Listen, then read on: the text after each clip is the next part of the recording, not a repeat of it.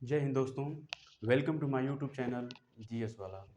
दोस्तों, हम लोग प्राचीन भारत के इतिहास का सिंधु घाटी सभ्यता के विभिन्न प्रकार के महत्वपूर्ण स्थानों का चर्चा कर रहे हैं, जिसमें हम लोगों ने बहुत से स्थानों को देख लिया है, पढ़ लिया है और कुछ स्थान हम लोगों का बाकी था जिसमें जिसमें हम लोग आज की इस वीडियो में जानेंगे कि और कौन-कौन सा स्थान है विभिन्न प्रकार का भारत में। तो आज हम लोग सब जितना भी स्थान बचा है, ये आज के क्लास में हम लोगों का आज के लेक्चर में कंप्लीट हो जाएगा। तो सिंधु घाटी सभ्यता का जो कुछ भी इम्पोर्टेंट स्थान, चाहे वो भारत में हो या पाकिस्तान में हो या अफ़गानिस्तान में हो, कहीं भी हो सिंधु घाटी सभ्यता का महत्वपूर्ण स्थान, उन सब के बारे में हम लोगों ने चर्चा कर लिया है और चर्चा आगे करेंगे भी। तो आइए इस वीडियो में देखते हैं कि भारत के वो कौन-कौन सा स्थान है जिसमें सिंधु घाटी सभ्यता का विभिन्न प्रकार का स्थान है, जिसमें हम लोगों ने उस स्थान के बारे में जानेंगे, उसके खोजकर्ता के बारे में जानेंगे और उसका निर्माण कब हुआ और उसमें पुरातात्विक प्राप्तियाँ हमें क्या-क्या मिला और कौन सी नदी के किनारे वो है और उसका विस्तार कहाँ-कहाँ पे है। ये सब हम इस वीडियो में जानेंगे, तो वीडियो को पूरा देखिए और चैनल पर नए हैं तो चैनल को सब्सक्राइब करना ना भूलें। तो आइए शुरू करते हैं कि सिंधु घाटी सभ्यता के विभिन्न प्रकार के स्थान। तो सबसे पहले हम लोगों का है प्राचीन भारत का इतिहास यानी कि एंशिएंट हिस्ट्री। इसमें हम लोगों ने काफ़ी स्थानों के बारे में पढ़ चुका है। अब जो कुछ बचा है वो हम लोग इसमें कवर करेंगे। तो सबसे पहले हम लोगों का आता है जो बचा है रंगपुर। रंगपुर एक बहुत ही महत्वपूर्ण स्थान है, गुजरात का स्थान है। तो देखिए रंगपुर के बारे में देखते हैं कि सबसे पहले इसकी खोजकर्ता। देखिए रंगपुर का जो खोजकर्ता है, ये खोज कब की गई तो 1931 में एमएस बिष्ट के द्वारा, चाहे एमएस वत्स के द्वारा इसका 2 बार किया गया। एक 1931 में किया गया और एक 1953 में किया गया। 2 बार इसका खुदाई किया गया और 2 बार इसका निर्माण खोज किया गया। पहले 1931 में एमएस वत्स के द्वारा और 1953 में रंगनाथ राव के द्वारा इसका खोज किया गया। किसका? रंगपुर का। तो सबसे पहला खोज इसका कब किया गया था? 1931 में, 1931 में एमएस वत्स के द्वारा और 1953 में दोबारा इसका खोज किया गया रंगनाथ राव के द्वारा। अब इसका स्थान कहाँ है? तो स्थान इसका गुजरात में। देखिए यहाँ पे जो स्थान है, यहाँ पे गुजरात, गुजरात नामक स्थान पे इसका खुदाई हुआ और गुजरात के मादर नामक नदी, गुजरात का मादर, गुजरात के मादर नदी के किनारे इसका खोज किया गया। किसके द्वारा? 2 पुरातत्वविद के द्वारा, एक थे हमारे एमएस बिष्ट के द्वारा और एक रंगनाथ राव के द्वारा। 1931 में किया गया और एक बार 1953 में किया गया। और ये कहाँ पे है? तो ये गुजरात में है। गुजरात के किस नदी के किनारे हैं? तो मादर नदी के किनारे हैं। अब देखते हैं कि इसमें खुदाई के दौरान हमें क्या-क्या मिला, इसका पुरातात्विक प्राप्तियाँ क्या-क्या हैं।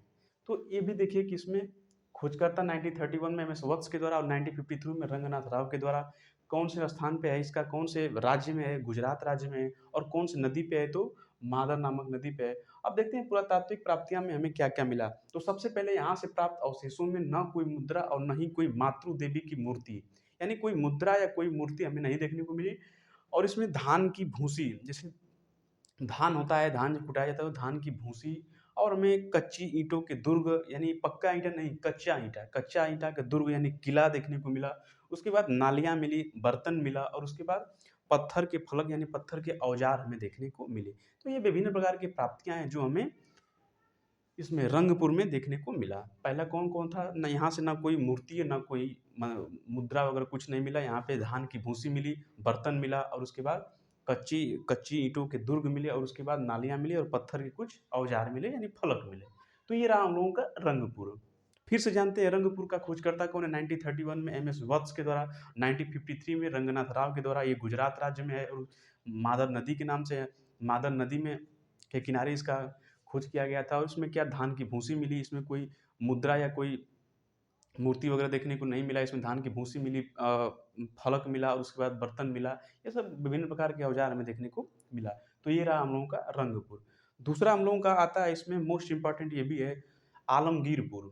क्यों आलमगीरपुर है? क्योंकि आलमगीरपुर देखिए बेसिकली उत्तर प्रदेश के मेरठ जिले में इसका स्थान है, इसलिए महत्वपूर्ण है। तो देखते हैं कि आलमगीरपुर का खोज किसने किया। तो सबसे पहले खोजते हैं कि इसमें वाईडी शर्मा यानी कि यज्ञदत्त शर्मा के द्वारा 1958 में इसका खोज किया गया था। ये कहाँ पे है? तो ये हिंडन, ये इसमें है मेरठ के, उत्तर प्रदेश के मेरठ जिले में आलमगीरपुर नामक स्थान पे है और ये हिंडन नदी के किनारे इसकी खुदाई हुई थी।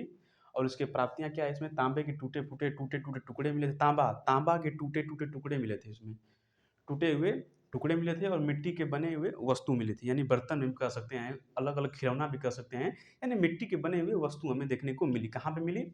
आलमगीरपुर में। तो फिर से देखते हैं आलमगीरपुर के बारे में। तो आलमगीर का खोज कौन से सन में हुआ और किस पुरातत्वविद के द्वारा हुआ? तो ये यज्ञदत्त शर्मा के द्वारा 1958 में हुआ। कौन से राज्य में है ये? तो उत्तर प्रदेश राज्य में, उत्तर प्रदेश राज्य के मेरठ जिले में, और मेरठ जिले के आलमगीरपुर नामक स्थान पे ये इसका खुदाई किया गया था, इसका खोज किया गया था। कौन सी नदी है? तो हिंडन नदी। और इसमें क्या क्या मिला? तो हमें तांबे के टूटे फूटे टुकड़े मिले थे और मिट्टी के बने विभिन्न प्रकार के वस्तु मिले थे। तो ये रहा हम लोगों का रंगपुर और ये रहा हम लोगों का आलमगीरपुर। दो। तीसरा देखते हैं इसका कौन सा स्थान है? रोपड़। रोपड़ भी इसमें महत्वपूर्ण है। रोपड़ के बारे में देखते हैं क्या क्या है, क्योंकि देखिए सबसे पहले हम लोगों ने देखा गुजरात देखा, उसके बाद उत्तर प्रदेश। यहाँ पे देखिए, यहाँ पे हम लोगों का उत्तर प्रदेश था, यहीं उत्तर प्रदेश के मेरठ जिला, मेरठ यहीं पे आपको मिलेगा यहाँ पे। फिर उसके बाद हमें पंजाब में ये देखने को मिला सबसे पहले। यहाँ पे गुजरात में हमें कौन सा देखने को मिला? रंगपुर। यहाँ पे क्या देखने को मिला? इसमें हमें आलमगीरपुर। और यहाँ पे क्या है? रोपड़ है। तो पंजाब में बेसिकली हमें रोपड़ देखने को मिला। तो देखते हैं रोपड़ के बारे में। इसका भी खोज वाईडी दत्त के द्वारा, यानी कि यज्ञदत्त शर्मा के द्वारा 1953 में हुआ था। इसका 1958 में, और रोपड़ का 1953 में हुआ था। स्थान पंजाब में। और नदी कौन सी नदी? तो बहुत पंजाब की बहुत फेमस नदी सतलज नदी के किनारे इसका खोज किया गया था। इसमें क्या क्या प्राप्त हुआ? तो देखते हैं इसमें अंडाकार गड्ढे में एक मानव की लाश हमें देखने को मिला, यानी कि एक शव मिला हमें एक अंडाकार गड्ढे में। एक अंडाकार गड्ढा था जिसमें हमें एक मानव का शव देखने को मिला।